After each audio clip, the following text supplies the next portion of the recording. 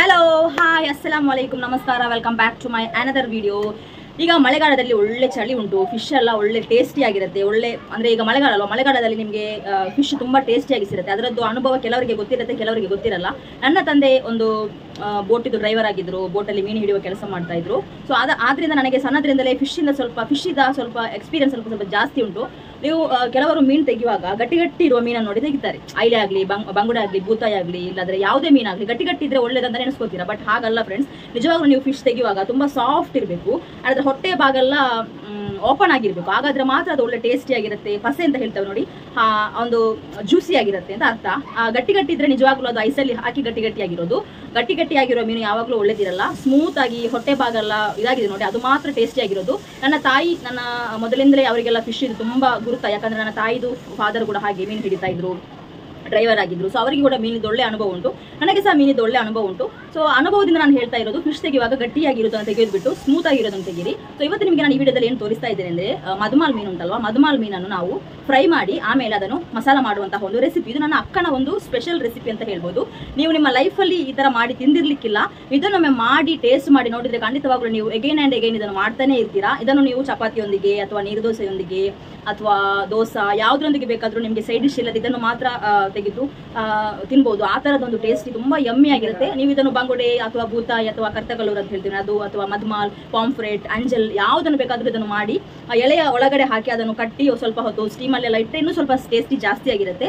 Lemon flavour ಬೇಕಾದವರು lemon ಕೂಡ ಇದರಲ್ಲಿ ಆ್ಯಡ್ ಮಾಡ್ಬೋದು. ಸೊ ಈ ಒಂದು ರೆಸಿಪಿಯನ್ನು ನೋಡೋದಕ್ಕಿಂತ ಮುಂಚೆ ನೀವೇನಾದರೂ ನನ್ನ ಚಾನಲ್ ಸಬ್ಸ್ಕ್ರೈಬ್ ಮಾಡದೆ ನೋಡ್ತಾ ಇದ್ರೆ ಖಂಡಿತವಾಗ್ಲೂ ಸಬ್ಸ್ಕ್ರೈಬ್ ಮಾಡಿ. ಆ್ಯಂಡ್ ನಿಮಗೆ ಏನಾದರೂ ಅನಿಸಿಕೆ, ಏನಾದರೂ ಅಭಿಪ್ರಾಯ ಇದ್ರೆ ಕಮೆಂಟ್ ಸೆಕ್ಷನಲ್ಲಿ ತಿಳಿಸಿ. Thank you so much for watching. ಈಗ ನಾವು ವಿಡಿಯೋದೊಳಗೆ ಹೋಗುವ, ಲೆಟ್ಸ್ ಗೆಟ್ ಸ್ಟಾರ್ಟೆಡ್.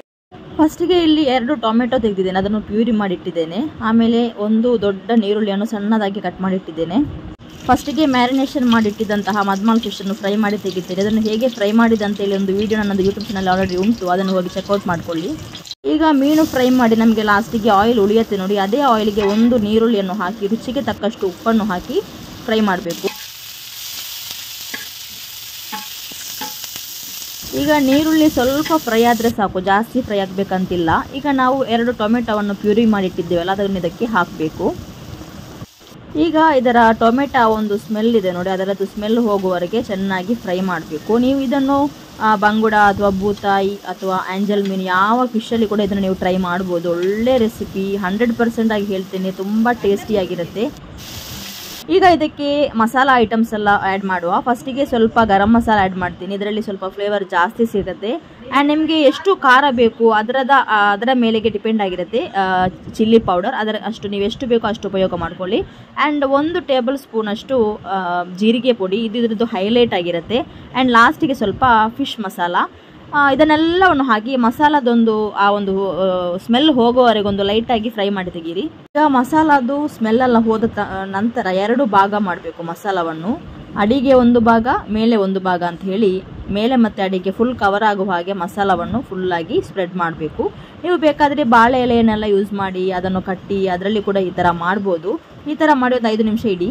ಈಗ ಸ್ವಲ್ಪ ಹುಳಿಯಾಗಿ ಬೇಕಂತ ಹೇಳಿದರೆ ನಿಮಗೆ ಇದಕ್ಕೆ ಲೆಮನ್ ಕೂಡ ಆ್ಯಡ್ ಮಾಡ್ಬೋದು. ಇದನ್ನೊಂದು 5 ನಿಮಿಷ ಇದೇ ಥರ ಇಟ್ಟು ಆಮೇಲೆ ನೀವು ಇದನ್ನು ಸರ್ವ್ ಮಾಡಿ ನೋಡಿ. ಬಿಸಿ ಅಷ್ಟು ಒಳ್ಳೆಯದಾಗಲ್ಲ, ಸ್ವಲ್ಪ ತಣ್ಣಗಾದ್ಮೇಲೆ ತಿಂದು ನೋಡಿ.